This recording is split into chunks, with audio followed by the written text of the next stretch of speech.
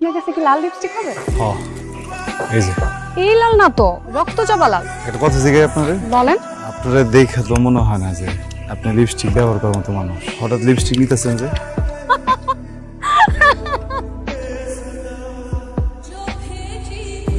মাশাআল্লাহ। আসলে আমি লিপস্টিক দিই না, আমার ছোট্ট একটা বোন আছে, ও খুব বায়না করলো তাই ওর জন্য নিতে আসছি। এইটা হ্যাঁ হবে।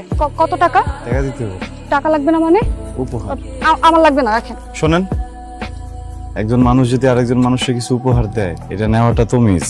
আমি তো আপনারা দিতেছি না, আপনার ছোট বোনটা দিতেছি। হইছে কি, গ্রামে আমারও একটা বোন আছে ছোট, 2 বছর হয়ে গেছে ঘরে দেখি না। তো আপনার কাছে ছোট বোনের কথা হইল, আর কথা মনে পড়ে গেছে। কিছু মনে করেন না, বোনটা দিয়েন। ঠিক আছে।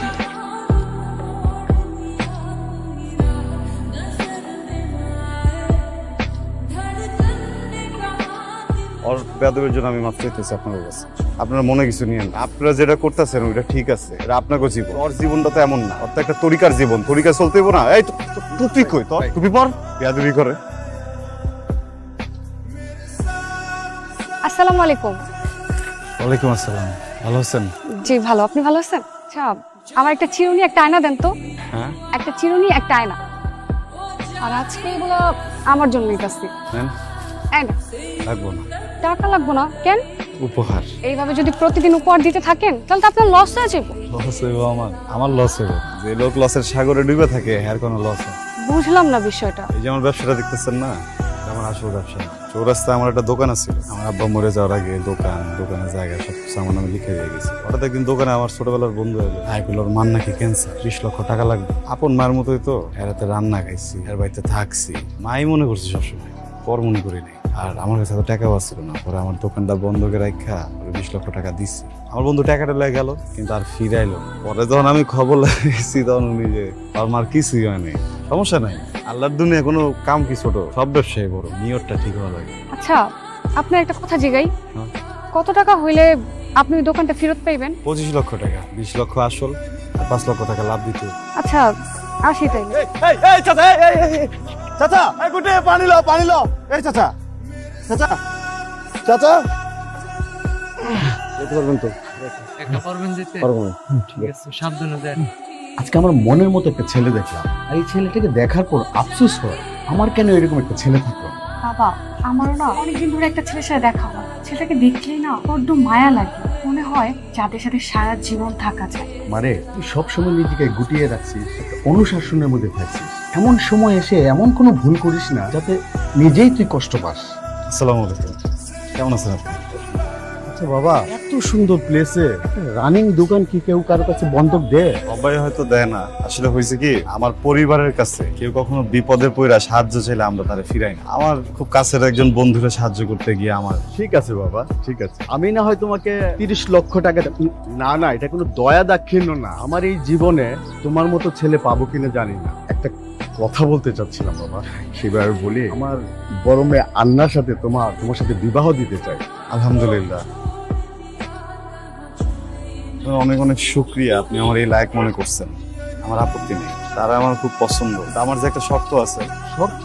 তোমার কি কোনো আরো টাকা লাগবে? জি না বাবা, আপনি যত বড় টাকার কথা কইতেছেন এটা আসলে অনেক। আর আমি যদি এই টাকাটা আপনার কাছ থেকে নেই, সমাজে তো আমি মুখ দেখাতে পারবো না। সবাই ভাববো যে আমি যৌতুক নিচ্ছি। আপনি না হয় এই দোকানটা নিয়ে নেন, আমি আপনার নামে লিখা দিই। আমি চাকরি করলাম, বেতন আইলে কিন্তু একটা সংসার চলে যাবো, সমস্যা হবে না। তুমি আমাকে বাবা ডাকলা, আমি এই টাকাটা আমার সন্তানদেরকে দিচ্ছি, যে এই দোকানের মালিক। আরেকটা কথা, ভবিষ্যতে কর্মচারী হয়ে থাকবা, এই কথাটা যেন না শুনি। কেন ভালো? কি ব্যাপার? আমার মেয়ের জামাইয়ের দোকানে মাল নিয়ে কই যাইতেছেন? কি আর আপনার মেয়ের জামার দোকান? এটা তো কালাম চাচার দোকান। হ্যাঁ, কালাম চাচার দোকান এটা। পুরা বয়সে কি মাথা সব গেছে? অন্যদিকে যান। আরে দাঁড়াও, গত পরশুদিন 30 লক্ষ টাকা দিয়া এই জমির কাগজপত্র হাত বদল আল্লাহ হয়েছে। জানে কারে দেখতে যায়, কারে দেখছেন। ঠিকঠাক আছেন আপনি? ওইছে কি কাকা, এক হারামজাদা কইছেন 3 দিন শুটিং করবো। ওই 30,000 টাকা আমার ভাড়া ঠিক করলো 3 দিনের লাইগা। 10,000 টাকা অ্যাডভান্স দিছে। এখন হারামজাদা ওদাও 3 দিন ধরে মোবাইলে পাচ্ছি না, ফোন টোন সব বন্ধ। দাও তো বাবা, এই নাম্বার কিনা? এই নাম্বারই তো। এটা আপনি কই পাইছেন? দাদা চাচা কি আপনার দাদা?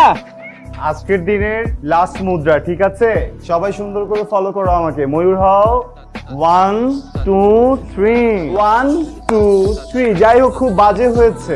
আমার মাসি আসছে তো কলকাতা থেকে, তো তোমাদের সাথে আবার পরে ক্লাস নিবো। যাও সবাই চলে যাও। এই শোনো, তোমার আম্মুকে কিন্তু বলো বেতনের কথা, ঠিক আছে? কি ব্যাপার সখী, তুমি যাবেন সখী? আজকে আপনার জন্য একটা সারপ্রাইজ আছে। কি সারপ্রাইজ? টাকা আছে। এটা আপনার জন্য। আমি চাই আপনি আপনার শপিং করুন। এত টাকা কোথায় পেলে তুমি? এটা তো আমার মার আলমারিতে ছিল। আমার জন্য। আমার টাকা মানে তো আপনার টাকা। কিন্তু শোনো, আমারও কিন্তু একটা বায়না আছে তোমার কাছে। দুজন একসাথে যাব, তোমাকে বিয়ে করে ফেল, তারপর প্রথম বন্ধুকে তোমাকে ছুবো। আমি তো সেই অপেক্ষাতেই আছি। যাও দুষ্টু যাও।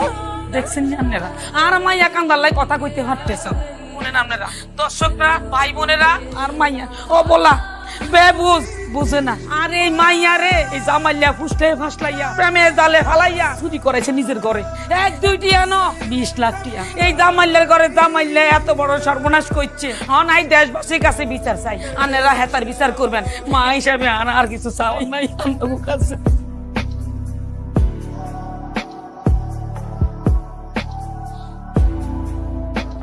You all right? থ্যাঙ্কস। না মানে লাইফে প্রথম কোনো পুরুষ মানুষ দেখলাম যে কিনা তার পরিচয় 2 মিনিটের মাঝখানেই আমাকে আমার আভিজাত্য বুঝিয়ে দিল। I like it.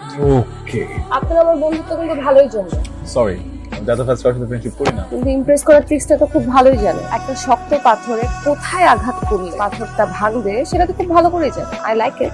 একজন বলেছিল sharing is caring. It's a big plan. আচ্ছা, প্রাইমারি ভাবে শুরু করতে কত টাকা লাগতে পারে? তোমার 70, আমার 70।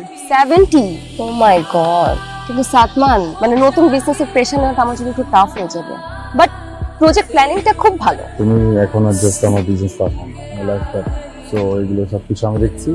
তুমি তোমার কোম্পানির শেয়ারগুলোতে মনোযোগী হও। তুমি আমার সাথে আছো বলে তো ভবিষ্যৎ আছে। আচ্ছা শোনো, তুমি কালকে এসে আমার অফিস থেকে চেকটা নিয়ে যেও।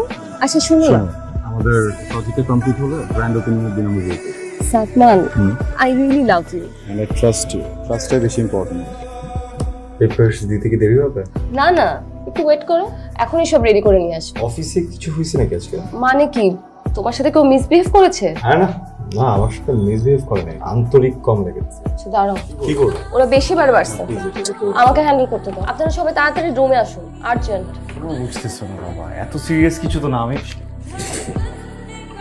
আমাকে তো কি মনে হয় তোর ওই 10টা মেয়ে যাদের সাথে ট্র্যাপ করছিস তাদের মতো বোকা মনে হয়? হ্যাঁ, তুই জানিস তুই কতটা পিছলা? তোমাকে এত কষ্ট দিছোস, এত ঘাম ঝরাইছোস, হয়রানির উপর হয়রানি। বাইন মাছ ধরার মিশনে নামছিলাম আমরা, এখন তো ধরতে পারছি যে এখন বাইন মাছটা চামড়া ছিলবো, লবণ লাগাবো, মাংসগুলো বের করবো, তারপর কি সব ইনফরমেশন টাকা এমনি বেড়ে যাবে না? আমি মেনে নিতেছি আমি সব ভুল করছি। যা ইনফরমেশন লাগে সব দিয়ে দিব, আপনাদের কিছু করতে হবে না। আমি নিজে থেকেই কোঅপারেট করবো, টাকা ফেরত দিব, সব টাকা ফেরত দিব। আমার সাথে যারা জড়িত ছিল সবার নামও বলে দিব। একটা ফেভার প্লিজ, কিন্তু চোখটা খুলবা। অনেক বছর তো হইলো, আর কত বল। আমি একটু দূরে যেতেছি কিছুদিনের জন্য, আজকে একটু চোখটা খোলো না একবার। মা একবার একটু দেখবো আমাকে। আমি অনেক বড় একটা কাজ পাইছি বুঝছো, আমি ওই কাজে একটু দূরে যাচ্ছি, তুমি যেন একা একা ভয় পেও না। সকালবেলা কিছু টাকা ডিপোজিট করেছি, আমি একটা ইম্পর্টেন্ট কাজে দূরে যাচ্ছি, কিন্তু আমি মনে হয় আর আসতে পারবো না, নতুন করে টাকাও জমা দিতে পারবো না। যতটুকু টাকা জমা হয়েছে ওই পরিমাণ টাকার ট্রিটমেন্ট শেষ হলে আপনার ট্রিটমেন্ট বন্ধ করে দিন। কি বলছেন এসব?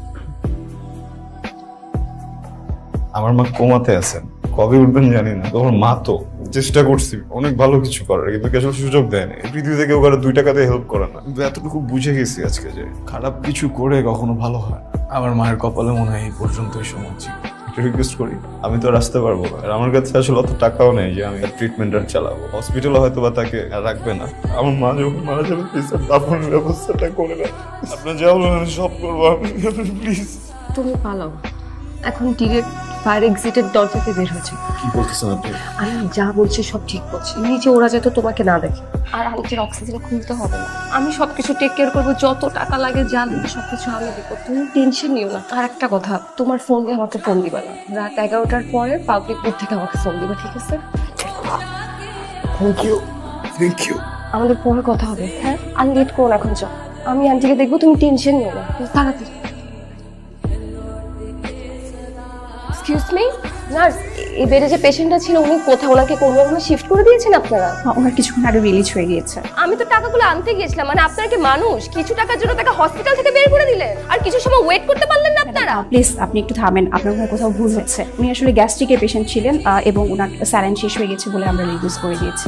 একটু আগে তো ওনার ছেলে আসলো আমার সাথে, আপনার সামনে এত কান্নাকাটি করলো, এত কথা বললো, তখন তো আপনি নিজেই বললেন যে উনি ক্যান্সারের পেশেন্ট ছিল। এখন আমি আসলে ভুল করে ফেলেছি, আমাকে 500 টাকা দেওয়া হয়েছিল এটা বলার জন্য। এই 500 টাকার জন্য আপনি এত বড় মিথ্যাটা বললেন? মানে আপনাদের মতো নার্স, আপনাদের মতো ডাক্তারের জন্য বাংলাদেশে এই অবস্থা, বাংলাদেশের হসপিটালের এই অবস্থা। আমি এই হসপিটালের উপর কেস দিব আর আপনি থাকবেন প্রধান আসামি। ওয়েট করেন, জাস্ট ওয়েট এন্ড সি, দেখেন আমি কি করি।